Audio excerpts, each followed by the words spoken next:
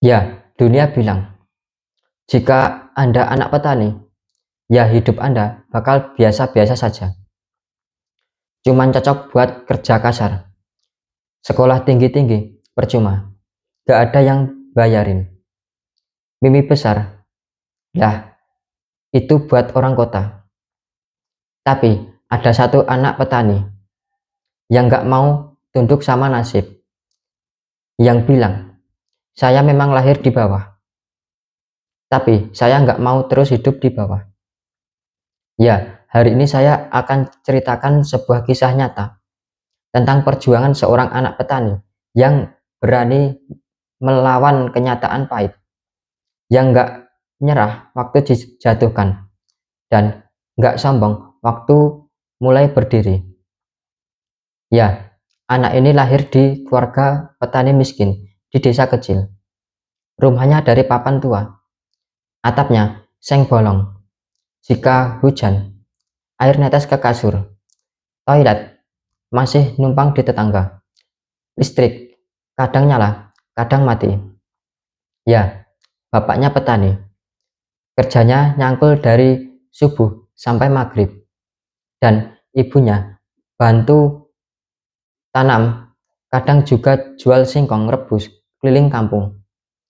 Mereka gak pernah ngeluh, tapi hidup mereka jelas susah. Ya, anak ini, sebut saja namanya Budi. Setiap hari jalan kaki 6 kilometer ke sekolah. Sepatunya cuma satu dan sudah bolong di ujung. Tapi dia selalu datang paling pagi, duduk di depan, nyimak pelajaran meskipun perutnya kadang kosong. Ya, waktu kelas 5 SD, Budi pernah ngomong ke gurunya, "Bu, saya pengen kuliah. Saya pengen jadi orang sukses." Gurunya pun tersenyum, tapi beberapa teman malah ketawa. "Mana bisa kamu kuliah? Bayar SPP saja kadang telat." Tapi dia nggak peduli. Setiap hari dia belajar, bantu orang tua di sawah, dan nyicil mimpi pelan-pelan. Ya, setelah pulang sekolah, dia bantu bapaknya angkut pupuk. Kadang ikut ibunya jualan singkong ke pasar. Malamnya belajar dengan lampu teplok kecil karena listrik sering padam. Teman-temannya mulai berhenti sekolah.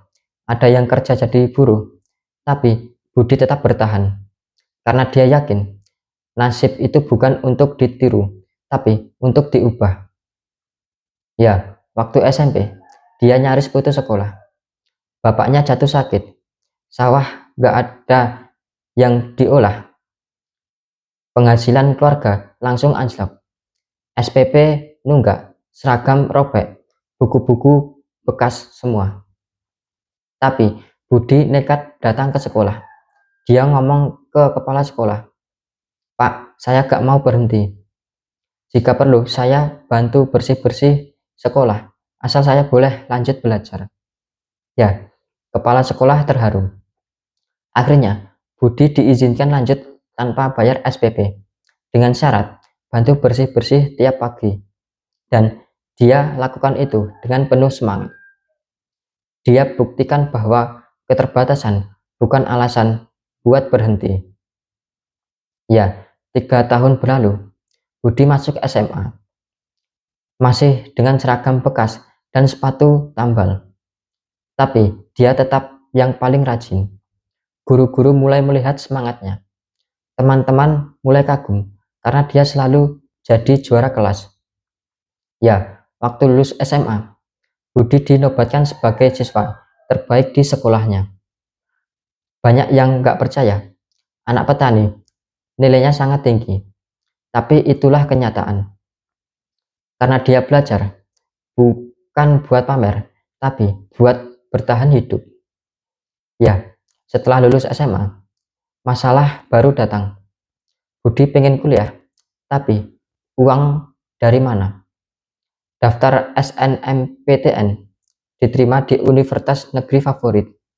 Tapi saat lihat biaya masuknya, dia lemas.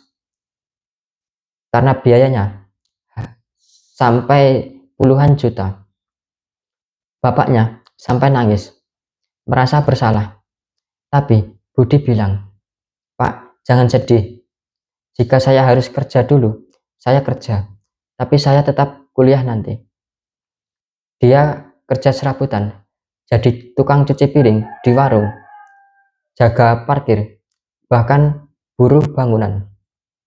Dari pagi sampai sore, dia tetap kerja. Malamnya buat belajar. Nggak ada waktu nongkrong, nggak ada waktu main game. Hidupnya cuman kerja, belajar, dan berdoa. Sampai akhirnya dia dapat beasiswa KIP, kuliah. Ya, itu titik baliknya. Dia bisa kuliah tanpa biaya, dan uang beasiswanya dia tabung buat bantu orang tuanya. Budi kuliah di kota besar. Pertama kali naik bus, pertama kali lihat lift, pertama kali makan di kantin kampus. Tapi dia nggak minder. Meski teman-temannya pakai laptop mahal, dia tetap pakai yang bekas. Meski teman-temannya liburan, dia tetap kerja jadi ojek online buat biaya hidup. Ya, dia tetap jadi mahasiswa aktif. IPK-nya tinggi, dosennya kagum. Karena setiap kali orang tuanya bertanya, "Kenapa kamu semangat besar?" Dia jawab, "Karena saya nggak mau hidup miskin selamanya. Saya ingin buktikan anak petani juga bisa berhasil." Ya, 4 tahun berlalu. Budi lulus dengan pendidikan Kamerdaging. Orang tuanya datang ke wisuda, pakai baju sederhana, matanya berkaca-kaca, karena mereka tahu perjuangan anak mereka luar biasa. Ya, setelah lulus, Budi dapat pekerjaan di perusahaan ternama. Ya, gajinya cukup buat beli motor, bantu bangun rumah orang tuanya, dan menyekolahkan adiknya. Tapi dia gak berhenti di situ. Dia mulai buka usaha kecil di kampus, jual bibit tanaman, pupuk organik, dan jadi pelatih pertanian modern untuk petani muda. Dia nggak pernah lupa dari mana dia berasal. Justru dia bangga jadi anak petani. Karena dari sawah, itulah dia belajar tentang kerja keras, kesederhanaan, dan ketulusan. Ya, teman-teman semua, kisah Budi ini bukan cuma kisah sukses, tapi kisah keberanian. Keberanian untuk bermimpi, bahkan saat semua orang bilang itu mustahil. Keberanian untuk berjuang, bahkan saat semua pintu tertutup. Ya, jika Anda juga anak petani, anak desa, atau dari anak keluarga sederhana, jangan pernah merasa kecil, karena yang besar itu bukan harta, tapi semangat di dada. Nasib itu bukan buat dikeluhkan, tapi buat dilawan. Nggak peduli Anda lahir dari mana, tapi Anda mau jadi apa.